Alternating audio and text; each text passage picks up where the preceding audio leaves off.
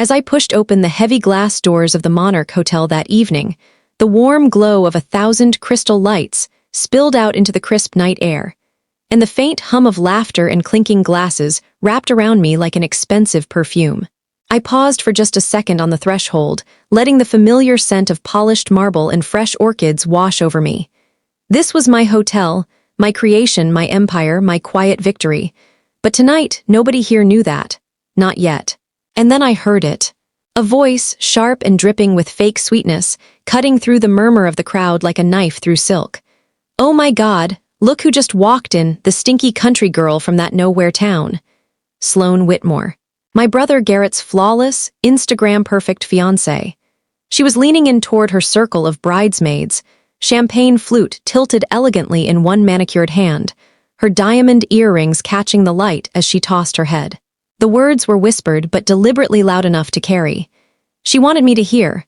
Her friends erupted into that high-pitched, practiced giggle, sharp, cruel, and perfectly synchronized, like hyenas dressed in couture. Sloane didn't even turn to look at me. She didn't need to. In her mind, I was already dismissed. Just some embarrassing relative who'd wandered in from the fields, threatening to drag down the aesthetic of her meticulously curated engagement party.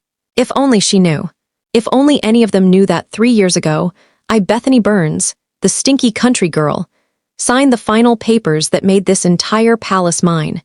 Every shimmering chandelier swaying above her head. Every hand-carved ice swan melting on the buffet tables. Every inch of imported Italian marble beneath her 6-inch Laubautins. All of it belonged to me. And by the time this night was over, that one little whisper was going to burn down everything she thought she was about to gain. My name is Bethany Burns.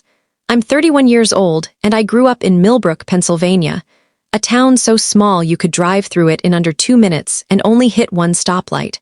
The biggest event of the year was the county fair, and the worst traffic jam in local history happened when Mr. Henderson's prize cows broke through a fence and spent 3 hours wandering down Main Street like they owned the place. I was never the favorite. I have an older brother, Garrett, 3 years ahead of me and in our parents' eyes, 3 light years better. He was the golden child. Straight-A student, star quarterback, prom king, the son who could do no wrong. Everything I did was measured against him, and I always fell short. If I brought home an A, Mom would smile thinly and say, "That's nice, honey, but Garrett got A+s all semester." If I made the varsity softball team as a sophomore, Dad would nod and add, "Garrett was captain his junior year." My mother, Patricia, had this look, this quiet, disappointed sigh she reserved just for me. Like I was the rough draft God sent by mistake, while Garrett was the final, framed masterpiece. So when I turned 18, I left. One beat-up suitcase, a Greyhound ticket to Philadelphia, $200 in crumpled 20s, and a fire in my gut that refused to go out. I didn't hate Millbrook. I didn't even hate my family, not really. But they had made it crystal clear. There wasn't room for me in their version of success. Everyone back home assumed I was failing. They pictured me crammed into some roach-infested studio apartment, eating instant ramen under flickering fluorescent lights. And for the first 2 years, they weren't wrong. But then I got a job. A night shift housekeeping position at a small, upscale boutique hotel in the city. Minimum wage, sore feet, endless toilets to scrub. But I watched, I listened, I learned. I saw how the front desk handled VIPs, how the managers negotiated with vendors, how the owners made decisions that turned profit. I asked questions. I stayed late. I volunteered for every shift no one wanted.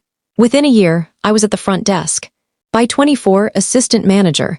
By 26, general manager of the entire property. I saved every penny. I read books on real estate, finance, hospitality, branding. I invested carefully, small risks at first, then bigger ones when the numbers felt right. At 28, I bought my first hotel, a rundown historic building no one else wanted.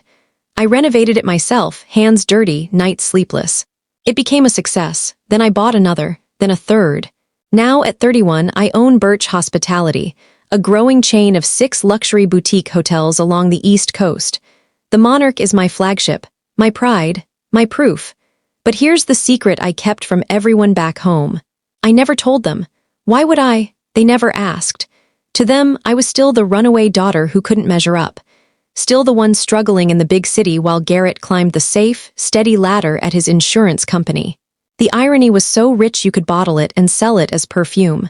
Tonight's invitation had arrived 3 days ago, last minute, handwritten in my mother's perfect cursive. Probably her idea of family duty. Invite the black sheep so she could tell her bridge club the whole family was there. I almost threw it away, but something pulled me here. Curiosity, maybe, or that stubborn flicker of hope that people can change. They hadn't. I stood just inside the grand entrance, wearing dark jeans, my favorite broken-in leather boots, and a simple cashmere sweater that cost more than most people's rent. My hair still carried the faint scent of hay and open fields. I'd taken the long way here, driving through Millbrook at sunset just to remember where I started. Real money doesn't scream, it whispers. And sometimes, it smells a little like home. Across the ballroom, my mother held court with her friends, gesturing animatedly. No doubt bragging about Garrett's wonderful future with his sophisticated fiancée. Garrett stood beside Sloane, looking like a man who just won the lottery, completely blind to the fact that his ticket was forged. Sloane finally glanced my way. Her smile was razor-thin, eyes flicking over me like I was a smudge on her perfect canvas. She turned back to her friends without a word. Perfect.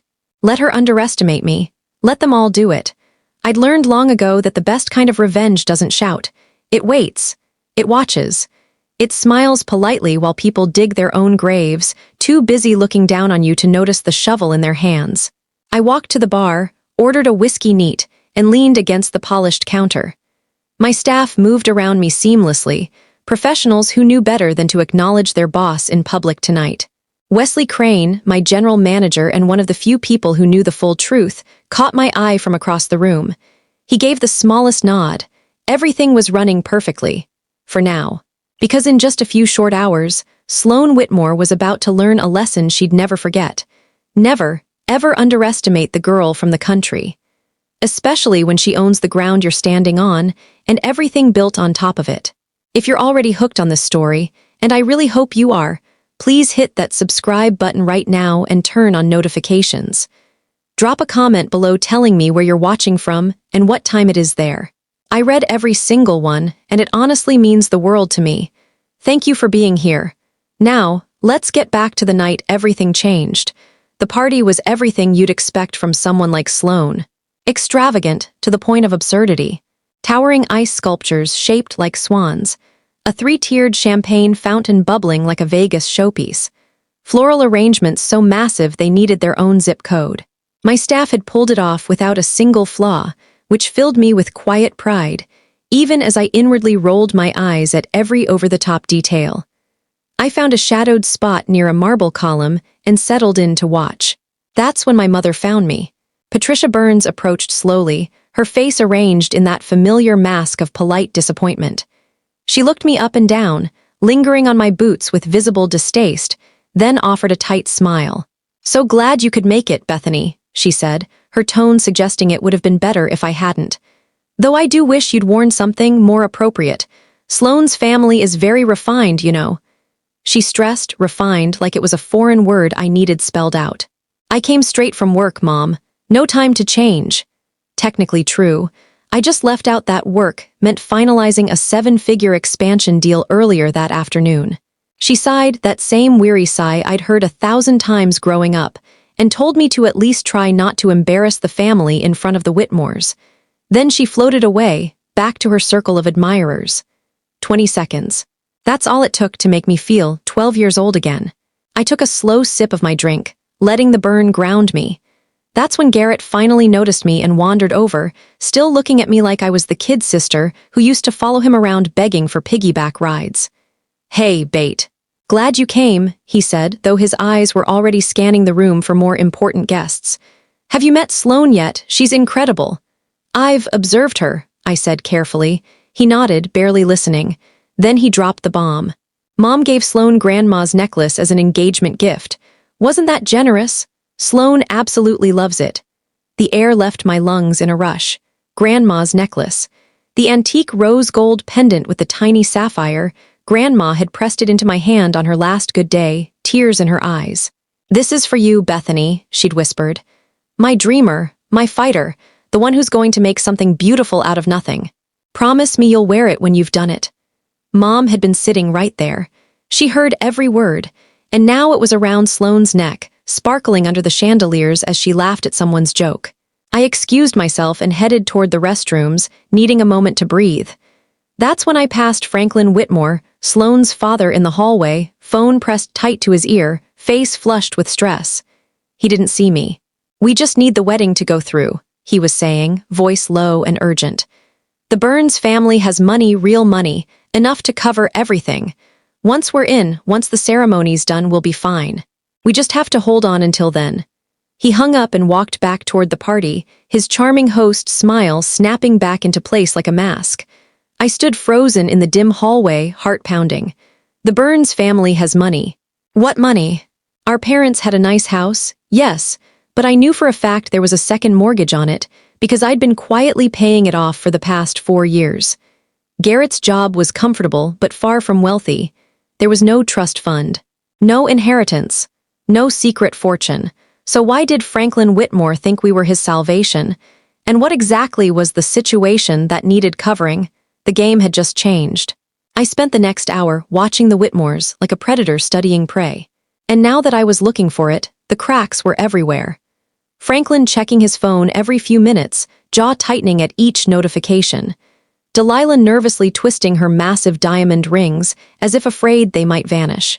And Sloane, beautiful, perfect Sloane, her eyes held a hunger that had nothing to do with love. It was desperation, calculation. Then it hit me like a freight train. For 4 years, I'd been sending anonymous payments home through Birch Hospitality. Mortgage, utilities, Dad's knee surgery, Mom's medical bills, never with my name attached. I didn't want gratitude, questions, or guilt. I just wanted to help quietly from a distance. But my parents didn't know it was me. And Mom's sweet, status-obsessed mom had apparently decided it must be Garrett. Her perfect son, secretly providing for the family, being responsible, successful, generous. I could practically hear her bragging to her friends. "Garrett takes such good care of us. So private about it, too, such a good boy." The Whitmores had done their homework, seen a house with no visible mortgage payments, heard the stories of Garrett's investments, assumed hidden wealth. And they'd targeted him like sharks smelling blood. But there was no wealth. There was only me, and I could stop the money with one phone call.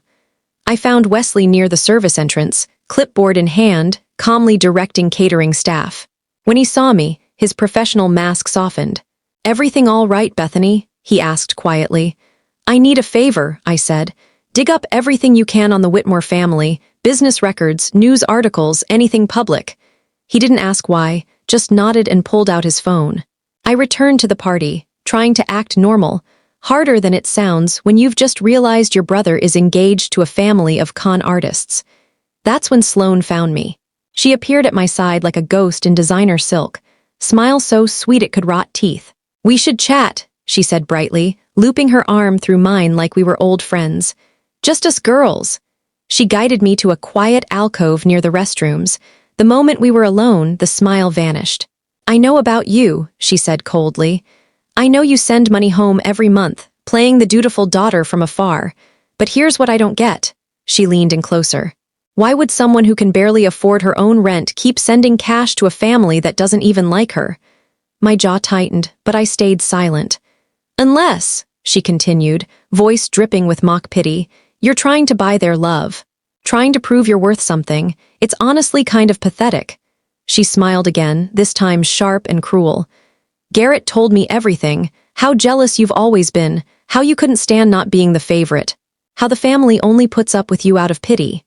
She patted my arm like I was a sad child. "I'm going to marry Garrett. I'm going to be part of this family. And frankly, it would be better for everyone if you just stayed away.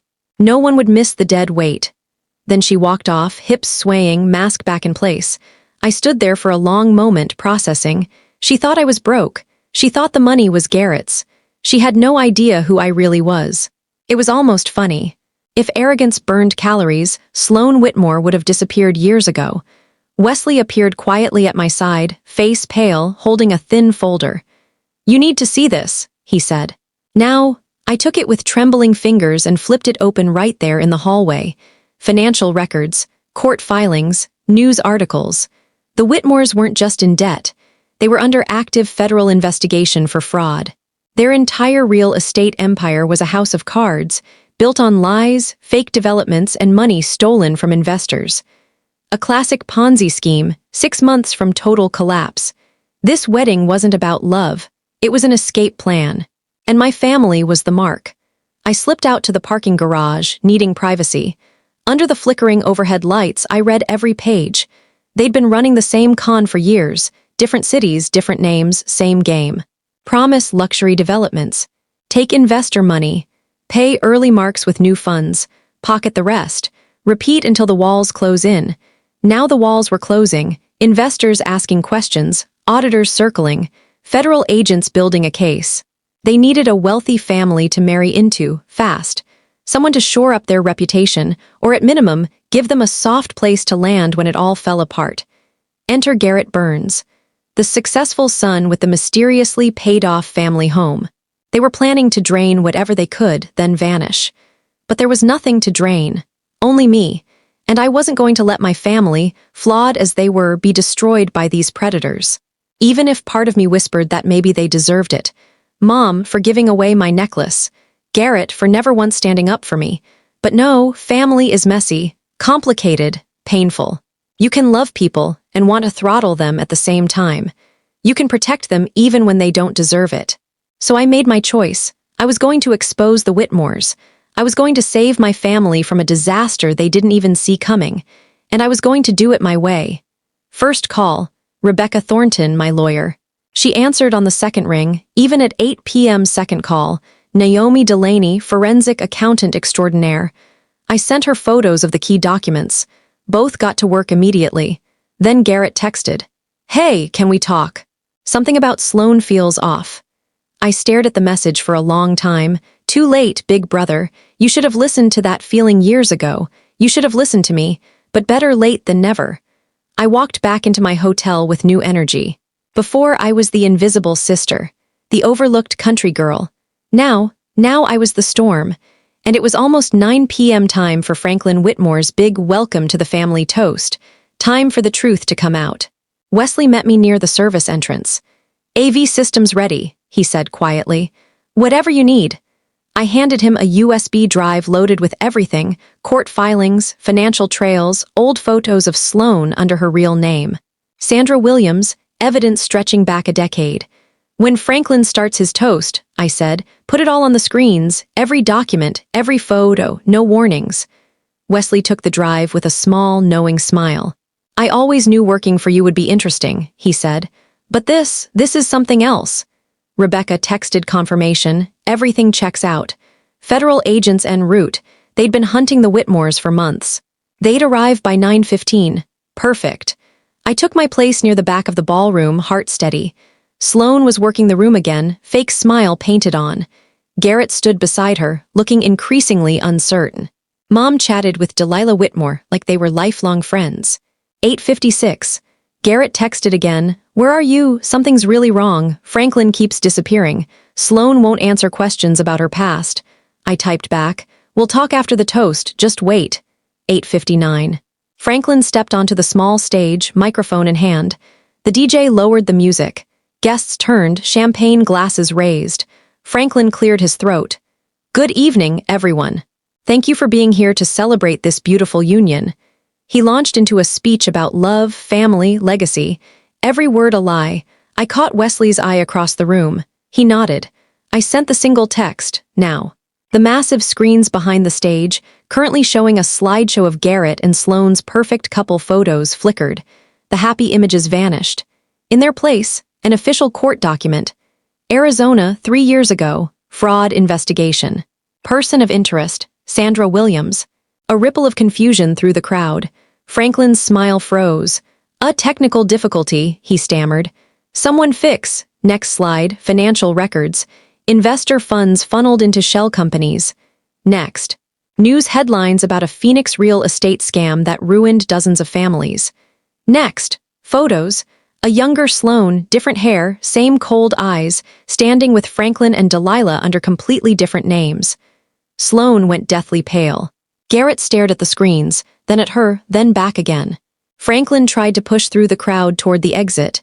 Two of my security team stepped calmly into his path. That's when I walked forward, through the parting crowd, boots clicking on my marble floor. Every eye turned to me. The country girl, the nobody. Wesley's voice came over the speakers, calm and clear. "Ladies and gentlemen, please welcome the owner of the Monarch Hotel and CEO of Birch Hospitality, Miss Bethany Burns." The silence was absolute. Mom's face drained of color. Garrett's mouth actually fell open. Even Sloane, mid-panic, looked stunned. I took the microphone from Franklin's limp hand. "Good evening," I said, voice steady. "I'm sorry to interrupt, but I thought you all might like to know who you're really celebrating tonight." I gestured to the screens. Franklin and Delilah Whitmore are not who they claim to be. Their wealth was stolen from innocent people through a decade-long fraud scheme. And their daughter Sloane. Her real name is Sandra Williams, a career con artist who has been running this same game across multiple states. Sloane screamed. "She's lying. She's jealous. She's making it all up because she can't stand seeing Garrett happy." I smiled. "Interesting," I said. "Did I also make up the active federal investigation? Or the arrest warrants issued last month in Arizona?" I paused. "Or the fact that federal agents are waiting right outside these doors?" As if on cue, the ballroom doors swung open. 4 agents in suits entered, badges visible, expressions professional. Sloane's face crumpled. Franklin tried to run again. Agent Reeves intercepted him calmly. "Franklin Whitmore, or whatever your name is this year, you are under arrest for wire fraud, investment fraud, and conspiracy." Delilah began sobbing, mascara streaking. Sloane turned to Garrett one last time, voice breaking. "You're really going to let your sister do this? We love each other, you have to believe me." Garrett looked at her for a long, terrible moment, then he stepped away. "I don't even know who you are," he said quietly. Sloane's expression twisted into pure rage. She lunged at me, screaming, "You ruined everything. You were supposed to be nobody. Just the stinky country girl." Security caught her arms before she reached me. I leaned in close, so only she could hear. "This stinky country girl owns every inch of this hotel," I whispered. "Pays the salaries of the people escorting you out. And tonight, she's going to sleep very, very well." They led her away, still screaming, dress wrinkled, hair falling, perfect life shattering with every step. I turned back to the stunned crowd. "Well," I said lightly, "the catering's already paid for. Bar's open. Seems a shame to waste good champagne." Nervous laughter rippled through the room. The DJ, bless him, started playing something upbeat. The engagement party was over. But the night, it was just getting started. An hour later, the Whitmores were gone, escorted out in handcuffs while guests watched in stunned silence. Sloane, or Sandra, was still shouting empty threats as they loaded her into an unmarked car. From future Mrs. Burns to federal prisoner, in under 15 minutes. Garrett found me near the bar, looking like he'd aged 10 years.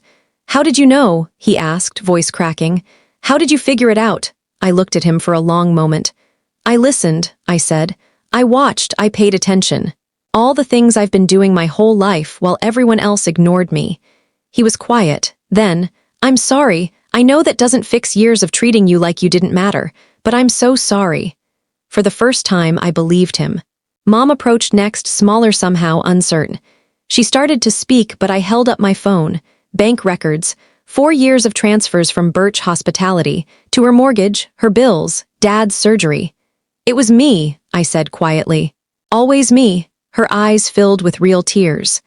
"Bethany," before she could say more, Garrett walked over carrying something carefully, Grandma's necklace. It had fallen to the floor during Sloane's meltdown. He placed it gently in my hand. "This was always meant for you," he said, voice thick. "I didn't know Mom gave it away, I'm sorry." It felt right in my palm, like something lost had finally come home. Mom watched, tears streaming. "I was so wrong," she whispered. "About everything." I didn't disagree, but I didn't pile on either. There would be time for hard conversations. Tonight I was just tired, and at peace. 3 weeks later, I stood in my office at the Monarch, watching the city's skyline glow under morning sun. The Whitmores were facing multiple federal charges. No bail, no escape. The story made headlines for days. Hotel mogul exposes con artists at family engagement party. One paper even ran the headline, "Stinky country girl owns the room." I had it framed. It hangs above my desk. Garrett came to visit, walked through my office, my hotel, my world, touching things like he couldn't believe they were real. I thought I knew who you were, he said. I was wrong about everything. We've got time to fix it, I told him. We went to lunch, real talk. Mom started therapy. Called to tell me, voice small, I want to understand why I treated you that way. I want to be better. I told her we'd take it slow.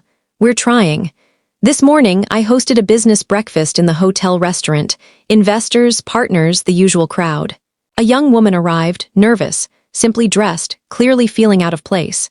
One investor, rich, rude Gerald, muttered loudly, "Who let her in? This is a private event."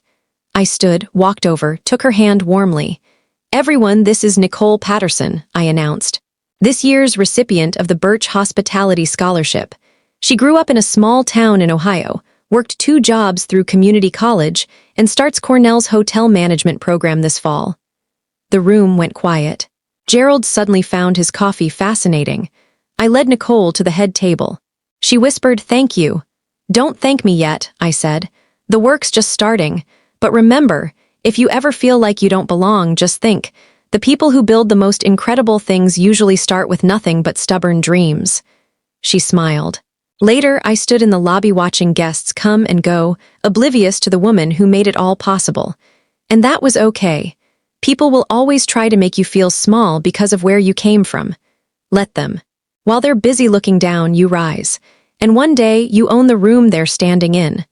The Stinky country girl, she caught the scent of success long before anyone else believed it was possible. And now, she's just getting started.